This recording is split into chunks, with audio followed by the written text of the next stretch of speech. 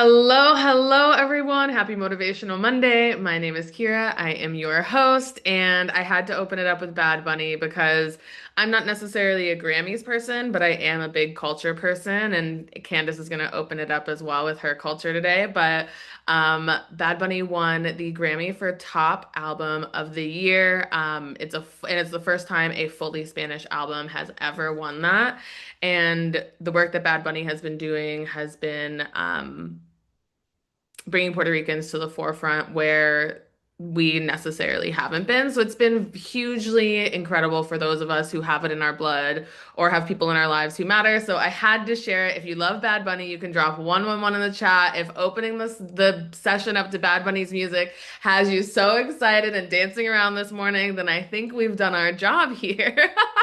So I'm very excited to be here. I think this is going to be a really amazing year not only for like culturally, but I think individually we're going to grow a lot. And you can drop 222 in the chat if you feel like this is going to be your year, because that's kind of why we set up the programming that we did. We looked at what are the top topics that people are using our guides for? What are the things that our guides or that our members are saying, hey, I want to grow in these areas. And then we decided to do our programming based on that.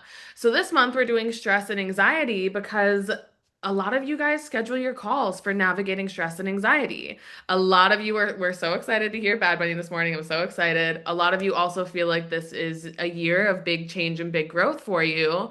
And today we're diving specifically into anxiety and how to live a life, how to create a life bigger than anxiety. And the reason there were a lot of different titles that we could have chosen from, like how to beat your anxiety, how to no longer have anxiety. But the truth is, like, lifes as we know, and these parts of ourselves that have a little bit more anxiety or have a little bit more stress, it's not always about like beating them to the ground. A lot of the times it's learning how to work with those parts of ourselves and be okay with those parts of ourselves and find the ways that are going to work best, where it doesn't always have to be seen as a weakness, but it's something that you can build your own strengths upon and growth upon. So we're really excited for this month and being able to do stress anxiety and dive into it. And we'll be giving you all practical tips on how to start growing through your anxiety, how to start reshaping your life, growing, navigating, and everything above. So, with all of that, we have the beautiful Candice here, and her superpower is empowering others to realize their dreams, navigate life's hurdles, and embrace their fullest potential. And I'm going to drop her profile in the link if you're interested in learning more about her and how amazing she is. But hi, Candice, welcome to the conversation today. Hi, I'm celebrating with y'all. I used to think I was Puerto Rican once upon a time. So even though I found out my DNA is different, that's okay.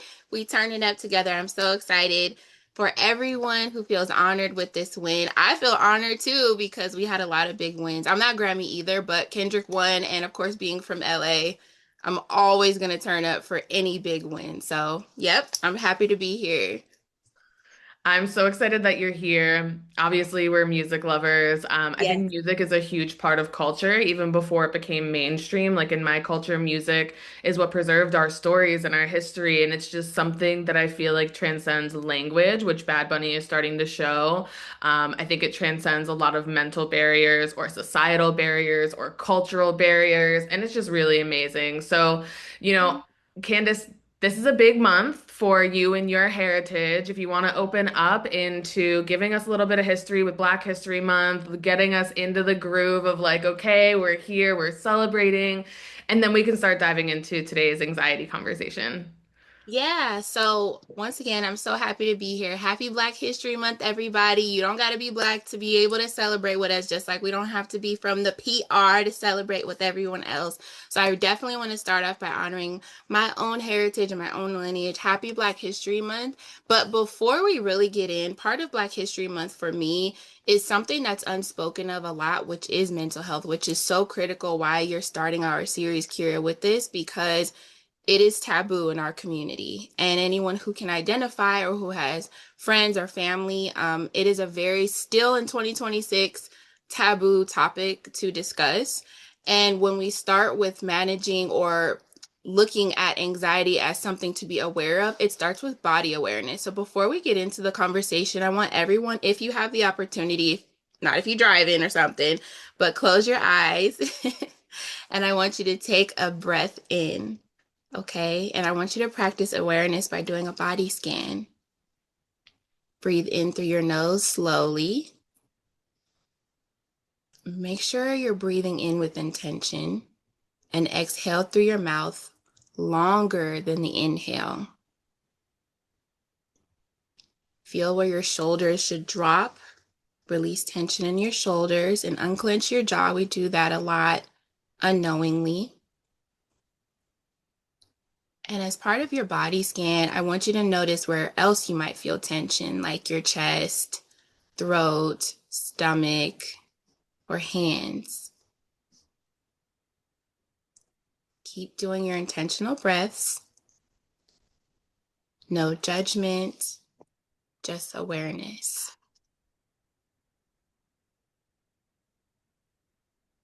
Okay? This is part of what it looks like to take the first step in awareness. So now, as you gently unblink your eyes, just make a mental note of where you might have noticed tension. That's one of the first key identifiers of anxiety because anxiety shows up differently for all of us. For me, I mean, it was everywhere. So if I did a body scan, everywhere was somewhere for me to really pay attention to. And I want to give you guys some quick stats as far as what it really looks like in reality when it comes to honoring Black History Month culture, even for my brown folks, because I can only speak for myself, but I imagine it's taboo in other communities as well who didn't traditionally have access to resources. So when we look at adults who have mental illness, I'm going to read you guys these. Only about 4 in 10 Black adults receive treatment in a given year. So that means the majority of people are still carrying anxiety or any other aligned mental health illnesses without support. And then only 1 in 3 Black adults with mental illness receive mental treatment from another study. And Black and African American adults are 36% less likely than the rest of the United States adults overall to have received mental health treatment. That is why it's important for me to open this talk up with that, because I want you to know the reality that it is not something talked about enough. And we can talk about history, we can talk about Frederick Douglass, we can talk about all of these other entities and icons, but what we really need to talk about is a day-to-day person and human being in society that makes our history, which is you and I, right? And so that is what I want to open our conversation with, is just letting you guys know that a lot of people are still carrying and struggling with this in silence. And that looks like loneliness and isolation. And we'll get into that more as we continue our conversation.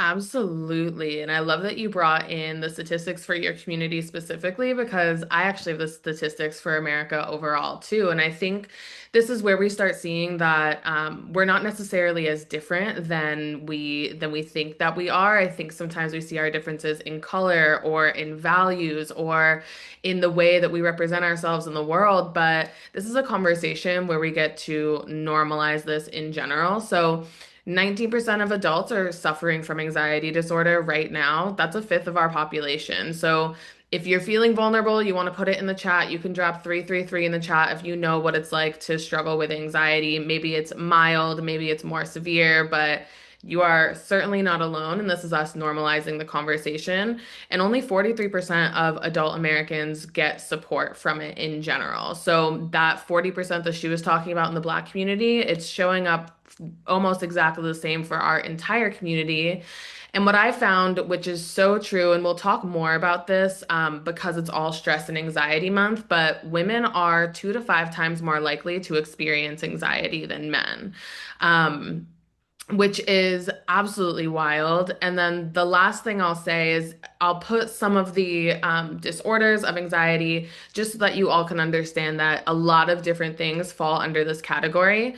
So we've got panic disorder, generalized anxiety disorder, agoraphobia, where you're literally afraid to leave your home, specific phobias, social anxiety disorder, post-traumatic stress disorder, obsessive compulsive disorder, and separation anxiety disorder. So all of this is under the umbrella of what we'll be talking about today. And with all the statistics and everything that we've just shared, Candice, I want to hear a little bit more about your story and what you've experienced when it comes to anxiety in your lifetime. So it's a very, girl, I could spend a whole year. Um, I feel like with me, it was an unspoken evil way before I actually understood what it was. It was like an evil to me, and I'm not calling anxiety evil for other people, but child, mine was evil. And I knew it more later in my adulthood than it actually showed up. So it was like a slow tread. I didn't even have language for it when it started. So as a kid, growing up in California, especially by the foothills, it was really windy. And I remember walking my dog one time and I got so freaked out because of the wind. Like for a lot of people, it's windy, you're used to it.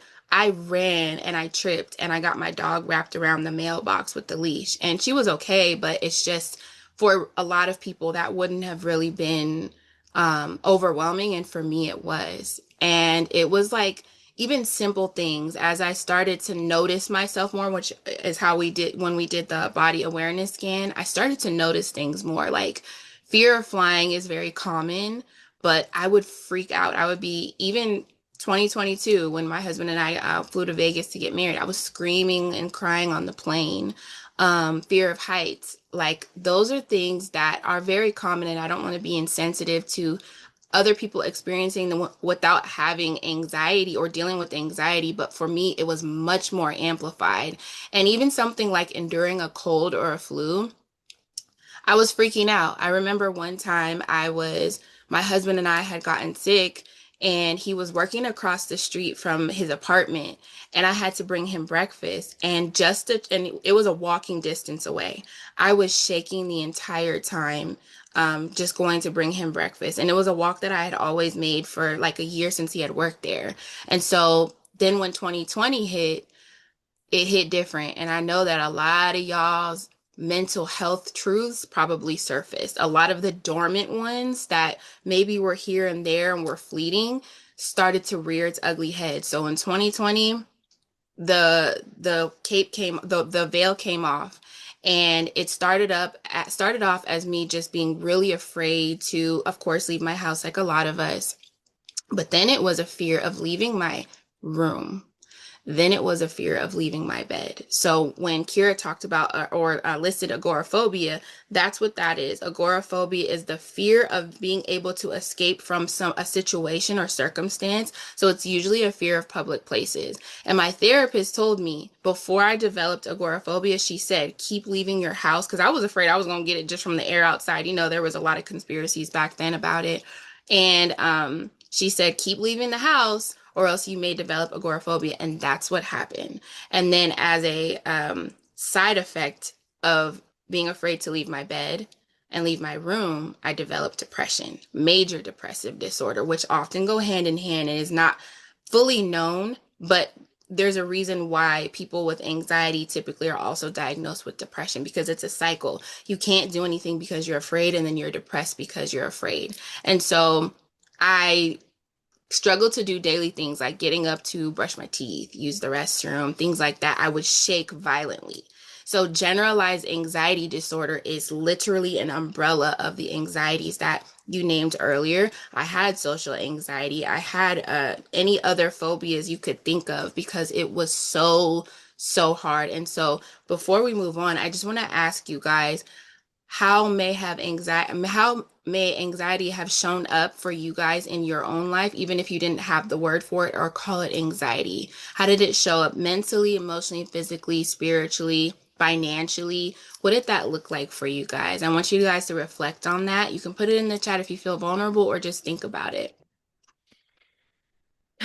So, Life Guides itself was built on the idea that humans need human connection and humans need support, right? And Life Guides has been around for 7 years, which means that this happened basically right at the precipice of when the pandemic happened, the world shut down, and when a lot of people's mental health issues came to the front, right? And with that, I think.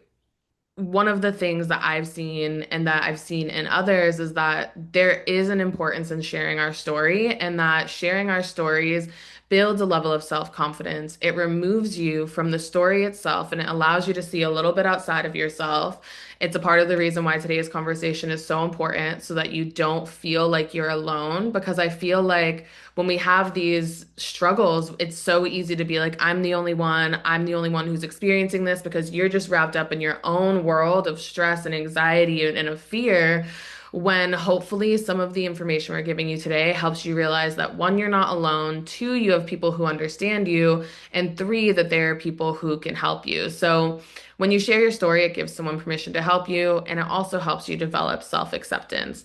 And I say all of that because Candice is one of our guides that you can schedule a private, confidential, one-on-one call with, and she can help you with all of this. So we want you to know that there's a space. It's not necessarily a big, large group space where you have to share yourself. You can share yourself with someone who you know understands and can potentially help you move through it.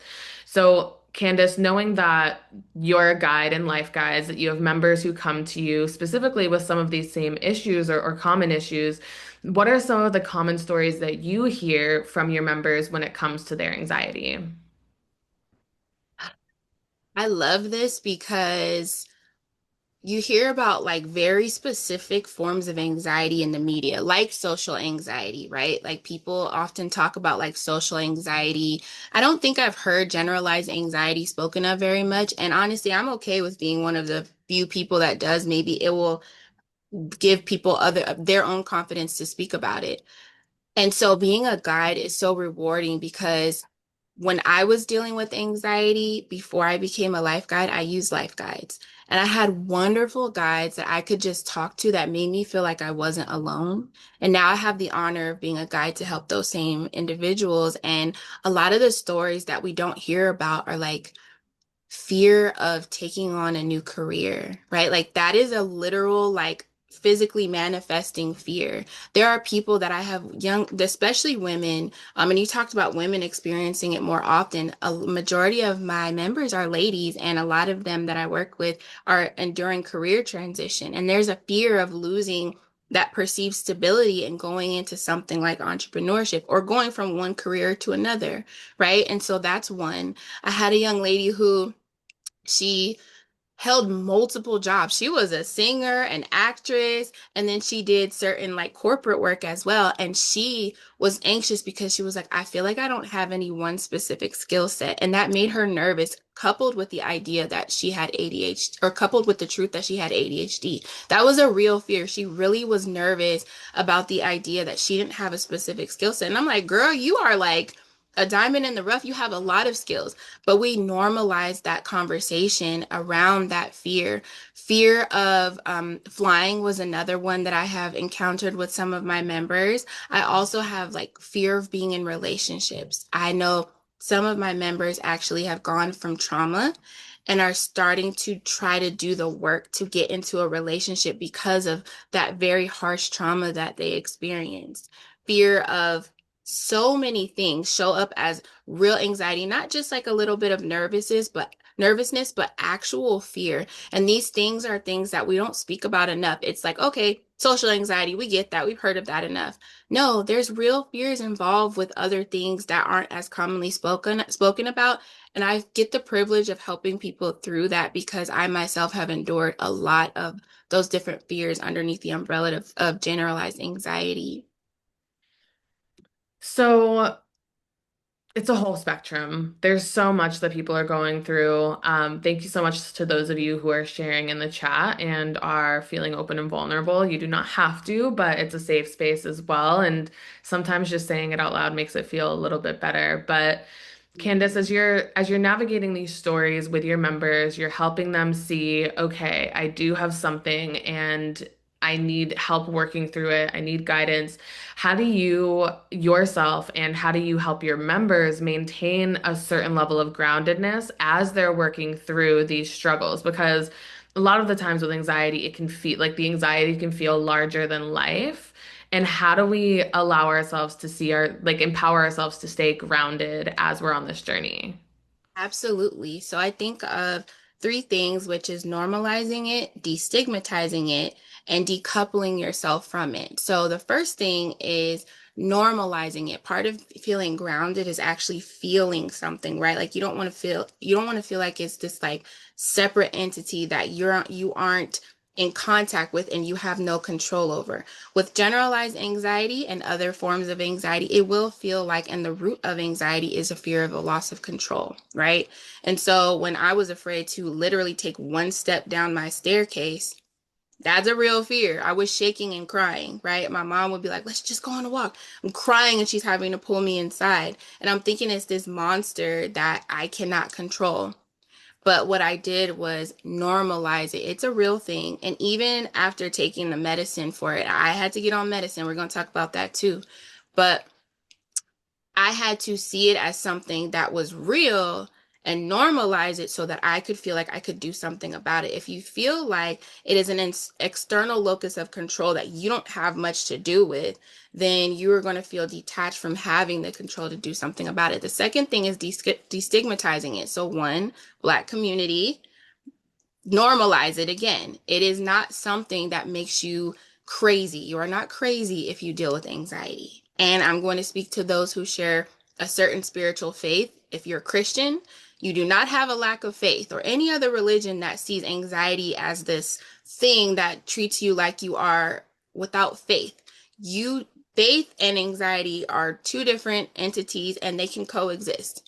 You don't have a lack of faith in whatever spirituality you embody just because you deal with anxiety. That's a real emotion. Even if you didn't deal with the clinical form of it, it's still a human emotion. Okay. And then also a language shift. So I see a lot of y'all in the chat, and I am humbly honored that you feel vulnerable enough to share your story.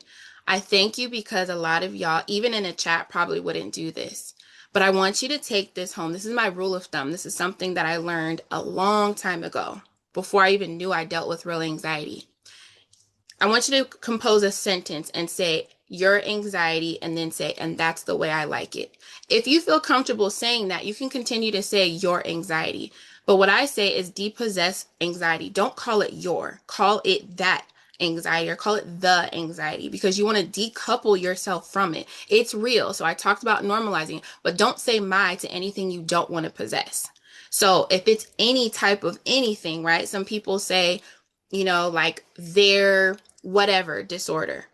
I believe you can be healed from a lot of things, and I might be an irrational optimist, but I believe you can be healed and delivered from many things to the point where it doesn't take over your life. It will still exist because you're human, right? But it will minimize its effect. Stop saying your. If you don't, if you can say you have anxiety and that's the way you like it, cool, but I doubt a lot of us would want to hear ourselves say that. So decouple yourself from it. Notice that it's real, but then by normalizing and destigmatizing it, you're doing the first step to do the work. And that's what keeps you grounded, is making sure you identify it as something you are aware of, but not attached to. You got so many hearts in the chat at the end of that. And thank you so much again to everyone who's still Mhm. sharing their stories. It's so Thank beautiful. you. Um, there's so much goodness in this conversation. I'm hoping that people are feeling less alone. I'm hoping that people are feeling more understood. I'm hoping that people are feeling more empowered. And if we're cycling into the self-talk as well, the brain is a really interesting place.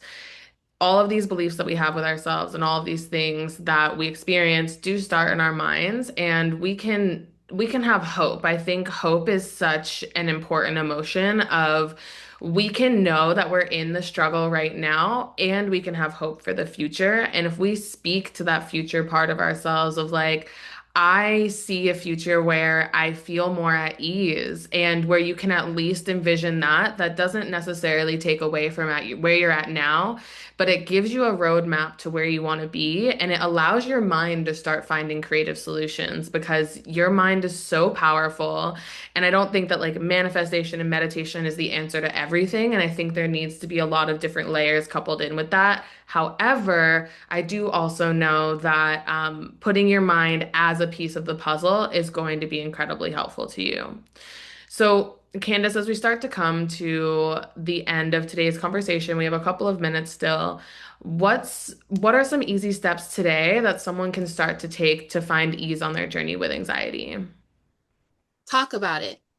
So, like I keep saying, it's taboo. Talk about it. Tell somebody, even yourself. When I had four therapists, yes, four, I had four therapists because one became not enough, two became not enough, and then we had couples therapists. The couples therapists actually were the ones that diagnosed me with major depression. And then I had to get on medicine. Something that will help you start the journey to deliverance is talking about it. Support. I had rejected the idea of therapy. My community, we have a struggle relationship with therapy, right? We're getting better, but I had to work through accepting therapy because I felt like a failure. Talk about it. Tell someone your story. One, you are putting it out in the open and hearing yourself identify it as something you're actually dealing with. Two, you never know who could support you. By talking about it, I got my state to fund my education all the way through my master's degree because I met the criteria for disabled. So, talking about it, you never know what resources are available to help you. Three, you are creating community. So now people don't feel alone, including you. Talk about it. Okay. Another thing is ensuring that you don't feel like a failure if you need support. There is strength in asking for help because we're an individualistic society. So we always believe we have to go it alone. No, we are supposed to be inherently tribal in nature, all of us, no matter our background, right? So make sure that you are doing the things that bring you closer to people, and also make sure that you understand that help is not a failure. Help is a strength, right? So I want you to see help, including medicine. If I struggled with taking medicine, I didn't take it for like a year. And I had panic attacks at the idea because I'm very holistic. There is nothing wrong with having to get on medicine if that is your journey, right? Because eventually you'll find yourself getting better even as you wean off. If you have to wean off, if not, that's still okay. Action steps is talking about it, sharing your story, being part of a community, and then making sure that you seek help and support. And then always make sure to go back to that awareness of always making sure you're aware of your body and how you feel in moments so that you can track how you are making progress and advancing in your journey to be delivered from anxiety. So beautiful. So for those of you who are new to Life Guides, Candace is one of our guides. And the way that Life Guides works is we do these events. Yes, this is more of our public platform. And then we do have a private platform through our Life Guides app that you're able to use. So the way that Life Guides works is we've got guides who are available to you for unlimited sessions about unlimited topics for an unlimited amount of time. It's paid for by your employer. There's no insurance, there's no paperwork. Any adults above 18 in your household also get access to it, but it's a free resource that you have. And in a world where so many of us are going to ChatGPT for help, I think it's really important for us to go to real humans who have experienced real things and can maybe point out some of your blind spots or help you see positives in your story that you're not able to see. So Life Guides is here for you. That's the bread and butter of what we do. I'm dropping Candace's profile in the chat so that if you want to read through, see if she's someone who might be a good fit for you to get support from, you can book a session right there and go from there. If you haven't registered for Life Guides, at some point there will be a registration screen that pops up.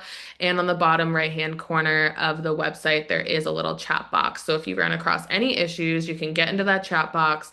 But this is a really important month that we're doing. Like Candace said in the beginning, it's Black History Month. It's Mental Health Awareness Month. That's the reason why we also structured it this way as well, so that we can start making these conversations matter and let you know that you're not alone and that there's support for you on your journey.